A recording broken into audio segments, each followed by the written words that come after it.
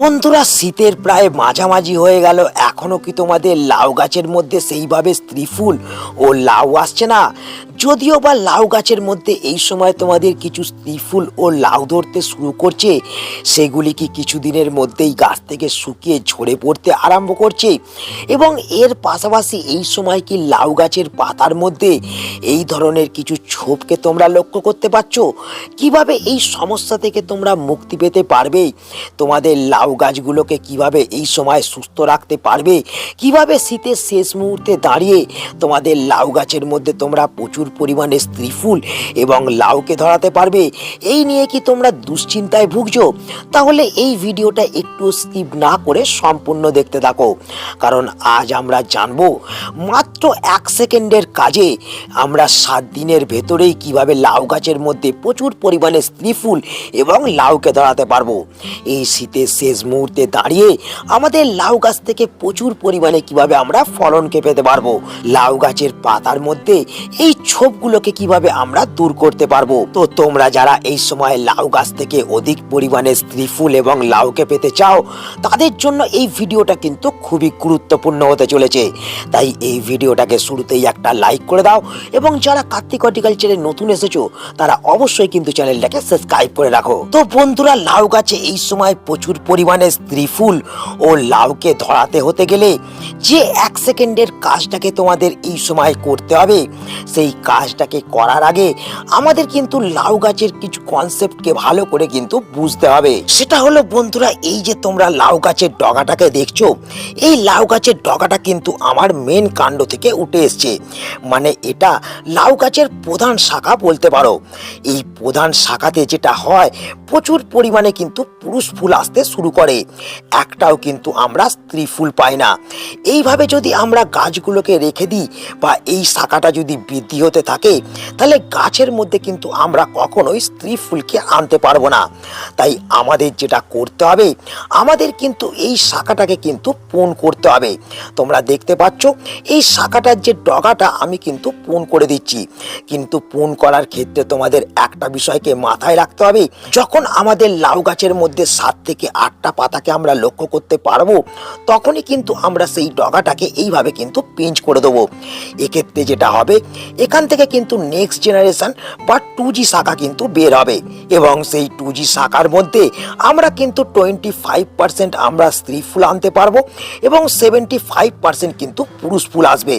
কিন্তু এই সময় যেহেতু শীতের মাঝামাঝি হয়ে গেছে, তো আমাদের যেটা করতে হবে, যখন আমাদের এই 2G শাখাগুলো বের হবে, তখন কিন্তু আমাদের যেটা করতে হবে, তখন কিন্তু আমাদের 3G কাটিং করতে হবে। তো এই যে শাখাটাকে তোমাদের দেখাচ্ছি, দেখো তোমরা দেখতে পাচ্ছ এই শাখাটা কিন্তু একটি 2G শাখা, এবং তার ফলে দেখতে পাচ্ছ আমার এখানে কিন্তু স্ত্রী ফুল এসছে এবং কিছু কিন্তু এখানে পুরুষ ফুলকেও তোমরা লক্ষ্য করতে পারছো। আমি প্রথমেই বললাম 2G শাখা থেকে কিন্তু কিছু স্ত্রী ফুল আসবে এবং কিছু কিন্তু পুরুষ ফুল আসবে, কিন্তু আমাদের 100% স্ত্রী ফুল আমাদের কিন্তু 2G শাখা থেকে আসবে না।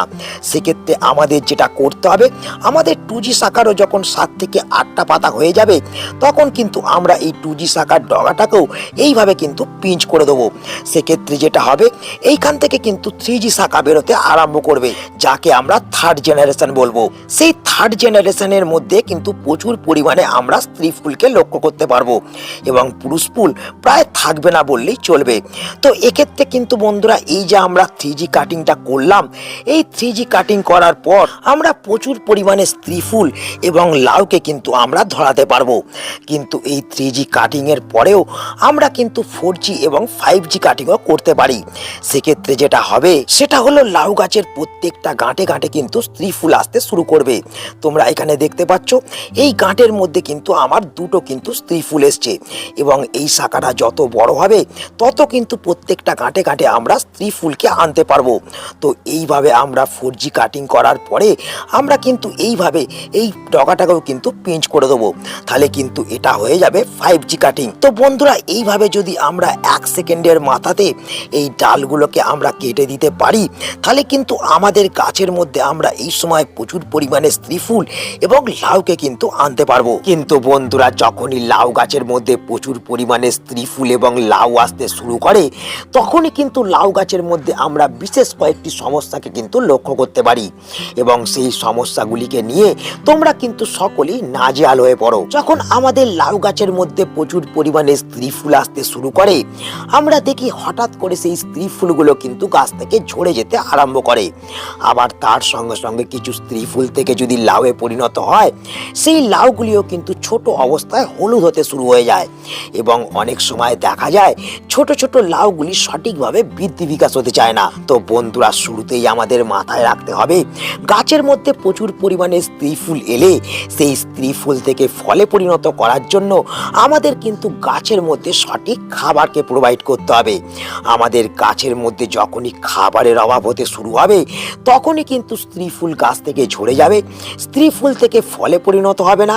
যদিও বা কিছু স্ত্রী ফুল থেকে ফলে পরিণত হয়, সেই ফলগুলিও সঠিকভাবে বৃদ্ধি বিকাশ না হয়ে হলুদ হয়ে কিন্তু গাছ থেকে ড্রপ হতে শুরু হয়ে যাবে।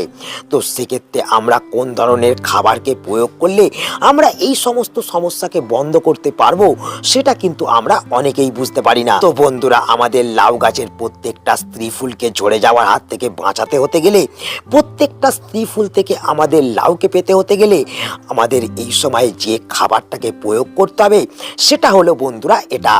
তো তোমরা আমার হাতে যে খাবারটাকে এই সময় দেখতে পাচ্ছ, এই তরল খাবারটাকে যদি আমরা এই সময় গাছের মধ্যে প্রোভাইড করতে পারি, তাহলে আমাদের প্রত্যেকটা লাউ গাছের প্রত্যেকটা স্ত্রী ফুল থেকে আমরা কিন্তু লাউ পেতে পারবো। এবং তার সঙ্গে সঙ্গে এই সময় যে তোমাদের লাউ ঝরে যাওয়ার সমস্যাকে তোমরা লক্ষ্য করতে পারছো, বা স্ত্রী ফুল যে গাছ থেকে ঝরে পড়ছে, সেই সমস্যাগুলিকে কিন্তু তোমরা সমাধান করতে পারবে।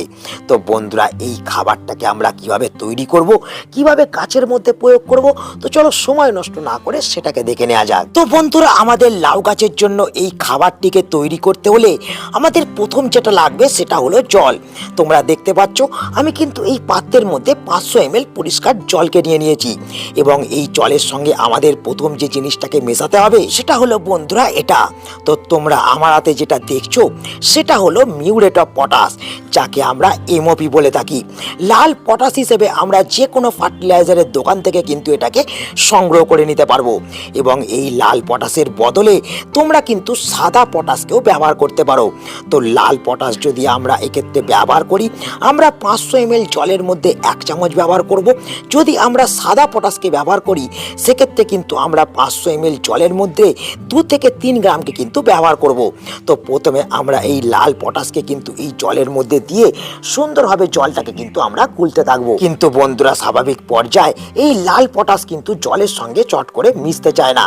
তাই এক্ষেত্রে আমাদের যেটা করতে হবে, আমাদের কিন্তু বেশ কিছুক্ষণ ধরে এই লাল পটাশকে কিন্তু জলের সঙ্গে একটু গুলে নিতে হবে।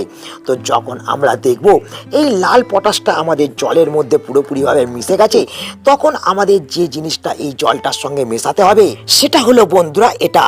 তো তোমরা আমার হাতে যে জিনিসটাকে এই সময় দেখছো সেটা হলো কফি পাউডার। তো এই কফি পাউডার আমাদের যেটা করবে, লাউ গাছের মাটিকে কিন্তু প্রথম অ্যাসিডিক করে তুলবে এবং লাউ গাছকে মাটি থেকে সঠিকভাবে খাবার, জল এবং বিভিন্ন ধরনের পুষ্টিমৌলকে ইনটেক করতে সাহায্য করবে। আমাদের লাউ গাছের স্ত্রী ফুল ঝরে পড়া এবং লাউ ঝরে পড়ার সমস্যাকেও কিন্তু বন্ধ করতে সাহায্য করবে। কারণ বন্ধুরা, আমরা অনেকেই জানি না এই কফি যেমন আমাদের গাছের মাটিকে অ্যাসিডিক করে, তেমন কিন্তু কফির মধ্যে প্রচুর পরিমাণে পটাশিয়াম, ম্যাগনেসিয়াম এবং আয়রন থাকে, যা আমাদের গাছের বিশেষ কয়েকটি পুষ্টিমৌলর যোগান দিয়ে থাকে। তো এই কফিকে আমরা কতটা পরিমাণে এই দ্রবণটা তৈরি করতে ব্যবহার করব? তো বন্ধুরা, আমরা যেটা করব, আমরা হাফ চামচ কফিকে কিন্তু আমরা এই 500 ml দ্রবণটা তৈরি করার ক্ষেত্রে কিন্তু ব্যবহার করব। তোমরা দেখতে পেলে আমি কিন্তু এই জলটার মধ্যে কফিটা গুলে দেওয়া মাত্রই জলের কালারটা কিন্তু সম্পূর্ণভাবে বদলে গেল। তো এই অবস্থায় আমাদের কিন্তু এই দ্রবণটাকে কমসে কম 15 থেকে 20 মিনিট একটা একটা ছাওয়াযুক্ত জায়গার মধ্যে রেখে দিতে হবে এবং তারপর আমরা এই দ্রবণটাকে কিন্তু গাছের মধ্যে প্রয়োগ করতে পারবো। কিন্তু এই দ্রবণটি প্রয়োগ করার ক্ষেত্রে বিশেষ কয়েকটি নিয়মকে কিন্তু তোমাদের অবশ্যই মানতে হবে। যেমন এই দ্রবণটিকে আমরা কখনোই বিকাল বেলায় কিন্তু গাছের মাটিতে প্রয়োগ করতে পারবো না। এই দ্রবণটাকে আমাদের যেটা করতে হবে, সকাল থেকে দুপুরের ভেতরেই আমাদের কিন্তু লাউ গাছের মাটির মধ্যে কিন্তু প্রয়োগ করতে হবে এবং তার সঙ্গে সঙ্গে এই দ্রবণটিকে আমাদের কিন্তু 10 দিন অন্তর অন্তর মোট 3 বার কিন্তু ব্যবহার করতে হবে। কিন্তু কতটা পরিমাণে এই দ্রবণটাকে আমাদের প্রয়োগ করতে হবে? এই দ্রবণটাকে আমরা প্রত্যেকটা টবে প্রতিস্থাপন করা লাউ গাছের ক্ষেত্রে 250 ml করে কিন্তু ব্যবহার করব। কিন্তু মাটির মধ্যে প্রতিস্থাপন করা গাছের জন্য তোমরা কিন্তু 500 ml পর্যন্ত এই দ্রবণটাকে কিন্তু ব্যবহার করতে পারো। তোমরা দেখতে পেলে আমি কিন্তু এই দ্রবণটা আমার লাউ গাছের মধ্যে কিন্তু প্রয়োগ করে দিলাম এবং তার সঙ্গে সঙ্গে এই যে দ্রবণটাকে আমরা প্রয়োগ করলাম, এই দ্রবণটা যতক্ষণ না মাটি থেকে শুকিয়ে যাবে দ্বিতীয়বার কিন্তু আমরা আর জলকে প্রয়োগ করব না। কারণ বন্ধুরা, লাউ গাছের মধ্যে যখনই স্ত্রী ফুল এবং ছোট ছোট লাউ ধরতে আরম্ভ করবে তখনই কিন্তু তোমাদের জল প্রয়োগ একটু কন্ট্রোল করতে হবে। তোমাদের গাছের মাটিকে একেবারেই যেমন ভিজে চপচপে রাখা চলবে না, তেমন কিন্তু একেবারেই শুকিয়ে খটখটে করে ফেলাও চলবে না। সব সময় গাছের মাটিকে এই সময় কিন্তু তোমাদের ময়েশ্চার রাখতে হবে। তো বন্ধুরা, এই সমস্ত কাজগুলিকে করার সত্ত্বেও আমরা মাঝে মাঝেই লক্ষ্য করতে পারি যে আমাদের লাউগুলি হলুদ হয়ে গাছ থেকে ঝরে পড়তে আরম্ভ করে এবং তার সঙ্গে সঙ্গে দেখা যায় যে লাউ গাছের পাতা ফুটো হয়ে যেতে শুরু করে এবং আমাদের কিছু কিছু লাউ বড় হওয়ার সত্ত্বেও পচে যেতে আরম্ভ করে। তো এই সব সমস্যাগুলির কারণ বন্ধুরা এই পোকামাকড়ের আক্রমণ। তোমরা দেখতে পাচ্ছ আমার এই লাউ গাছের ফুলের মধ্যে এক ধরনের কিন্তু পোকার আক্রমণ হয়েছে। তো এই ধরনের পোকা যখনই আমাদের লাউ গাছের মধ্যে আক্রমণ করতে শুরু করবে তখনই কিন্তু আমাদের লাউ গাছের মধ্যে আমরা যতই পরিচর্যা করি না কেন আমাদের লাউ গাছের পাতা কিন্তু ফুটো হয়ে যেতে শুরু হবে এবং তার সঙ্গে সঙ্গে লাউগুলি ধীরে ধীরে কিন্তু পচে ঝরে যেতে আরম্ভ করবে। তো এক্ষেত্রে আমাদের যেটা করতে হবে, এই সময় কিন্তু আমাদের ডাইমিথয়েড 30% ইসি গ্রুপের যে কোনো কীটনাশককে আমাদের লাউ গাছের মধ্যে কিন্তু প্রয়োগ করতে হবে। তবেই কিন্তু আমরা এই সব পোকামাকড়কে দমন করতে পারবো এবং লাউ গাছ থেকে আমরা প্রচুর পরিমাণে কিন্তু স্ত্রী ফুল পেতে পারবো। কিন্তু বন্ধুরা, এই সময় পোকামাকড়কে দমন করলেও আমরা কিন্তু লাউ গাছের মধ্যে যে সমস্যাটাকে লক্ষ্য করতে পারছি সেটা হলো আমাদের লাউ গাছের পাতার মধ্যে এই ধরনের ব্রাউন কালারের কিছু ছোপকে লক্ষ্য করা যাচ্ছে এবং সেই ছোপগুলি ধীরে ধীরে বড় হয়ে গোটা পাতাকে হলুদ করে শুকিয়ে কিন্তু নষ্ট করে ফেলছে এবং তার ফলে আমাদের লাউ গাছগুলি দুর্বল হয়ে পড়ছে এবং কিছু লাউ গাছ এক্ষেত্রে মারা যেতেও শুরু করছে। তো এই সমস্যাগুলি কেন হচ্ছে তোমরা অনেকেই কিন্তু এই সময় বুঝতে পারছো না। তো বন্ধুরা, এই সমস্যাটি হওয়ার কারণ গাছের মধ্যে ছত্রাকের আক্রমণ। এই সময় আমাদের কিন্তু বিভিন্ন ধরনের পরিচর্যা করার পাশাপাশি আমাদের কিন্তু ছত্রাকনাশককেও আমাদের লাউ গাছের মধ্যে কিন্তু প্রয়োগ করতে হবে। তো সেক্ষেত্রে আমরা কোন ছত্রাকনাশককে এই সময় প্রয়োগ করব? তো বন্ধুরা, এক্ষেত্রে আমরা যেটা করব, আমরা কিন্তু আমাদের স্প্রেয়ার মেশিনের মধ্যে 1 লিটার জলকে নেব এবং 1 লিটার জলের মধ্যে আমরা কিন্তু 3 গ্রাম ফাঙ্গিসাইড পাউডারকে কিন্তু ব্যবহার করব। তো এক্ষেত্রে তোমরা সাফ ফাঙ্গিসাইড কিন্তু ব্যবহার করতে পারো। তো দেখতে পেলে আমি কিন্তু 3 গ্রাম ফাঙ্গিসাইড এই জলটার মধ্যে কিন্তু প্রয়োগ করে দিলাম। এরপর আমাদের যেটা করতে হবে সেটা হলো এই ফাঙ্গিসাইড মিশ্রিত জলটাকে আমাদের কিন্তু ভালো করে সেক করতে হবে, নিয়ে আমাদের কিন্তু লাউ গাছের পাতার মধ্যে বিকাল বেলায় কিন্তু প্রয়োগ করতে হবে। তো তোমরা দেখতে পাচ্ছ আমি কিন্তু আমার লাউ গাছের মধ্যে এই ফাঙ্গিসাইড মিশ্রিত জলটা কিন্তু প্রয়োগ করছি। তো এক্ষেত্রে তোমাদের যেটা করতে হবে, প্রত্যেক 3 দিন অন্তর অন্তর মোট 3 থেকে 4 বার তোমাদের এই ফাঙ্গিসাইড মিশ্রিত জলটাকে কিন্তু প্রয়োগ করতে হবে। তবেই কিন্তু তোমরা তোমাদের গাছ থেকে সমস্ত ধরনের ফাঙ্গাল অ্যাটাককে কিন্তু বন্ধ করতে পারবে এবং গাছগুলো তোমাদের সুস্থ থাকবে।